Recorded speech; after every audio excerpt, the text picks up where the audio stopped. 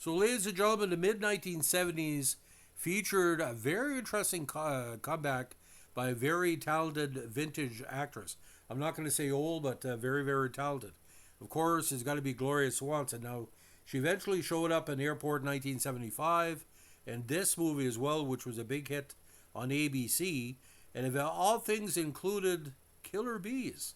And that's the name of the movie, Killer Bees. Came out in 1974. This is also another one of the Kate Jackson, what he called horror trilogy of the mid-decade. It was directed by Curtis Harrington, and the cast includes, of course, Kate, Craig Stevens, John Getz, and Edward Albert, who I think dated Kate Jackson for a while in the 70s. The film originally aired as the ABC Movie of the Week on February 26, 74, but I think they had an international syndicated release a few weeks after. Now, again, John Getz is already on this. Now, this was shot in Napa, in the Napa Valley area of California, and obviously Robert Stigwood organization. You can see the quality of the work.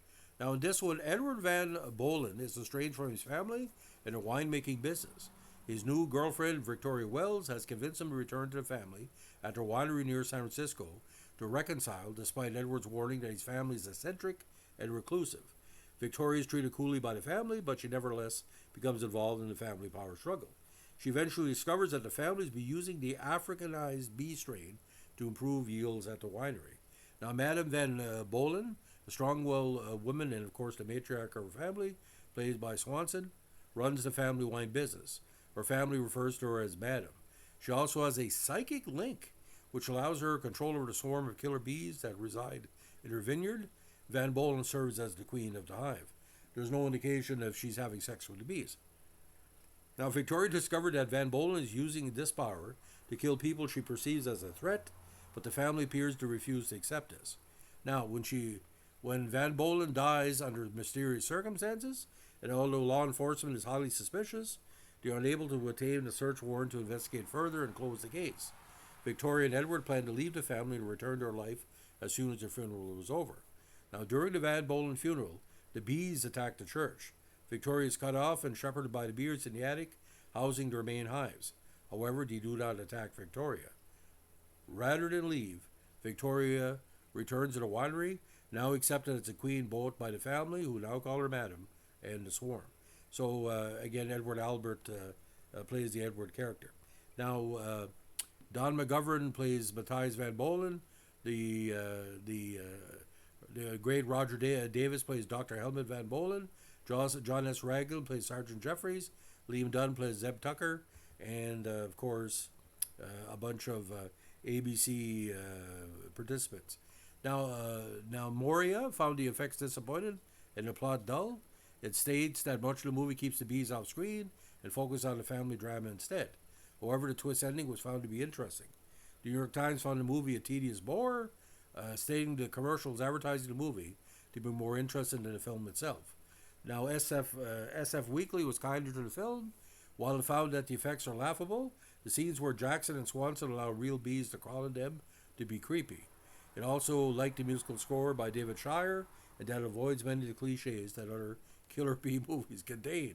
It does point out that many questions, such as how the link with the bees exists, remains unanswered. Now available as of July 2021 to stream on many services, including YouTube. Now, it did win a special achievement in television at the Saturn Award, and it was, of course, gave it to Curtis Harrington. Now, Harrington as the director, of course. Now, similar movies, of course, The Deadly Bees, which came out in 66, The Savage Bees, which came out in 76, and The Swarm, the big screen release, Irwin in 78. Now, interesting about The Savage Bees, let's go on that for a second. Now, this is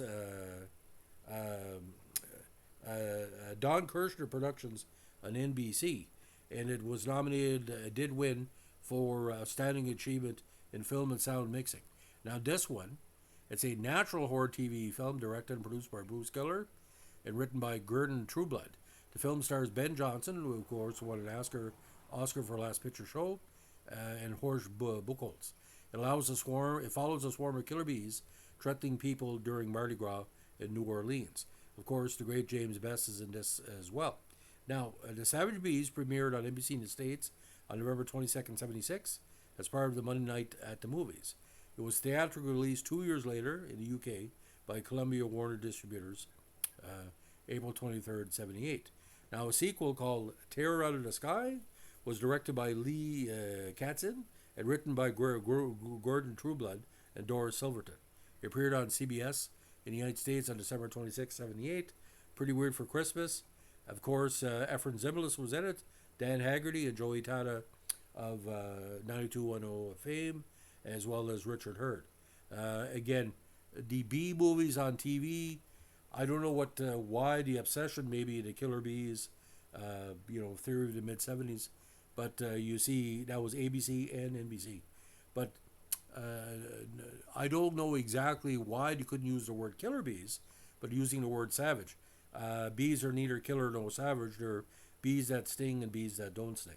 So, ladies and gentlemen, that's the story of kind of that weird 1970 bee fascination on TV, started by the great Kate Jackson, Madame Jackson, as you call her. If you like what you're doing here with our Kate Jackson horror-filled podcast of the 70s, let us know with a like, comment, subscribe, or share.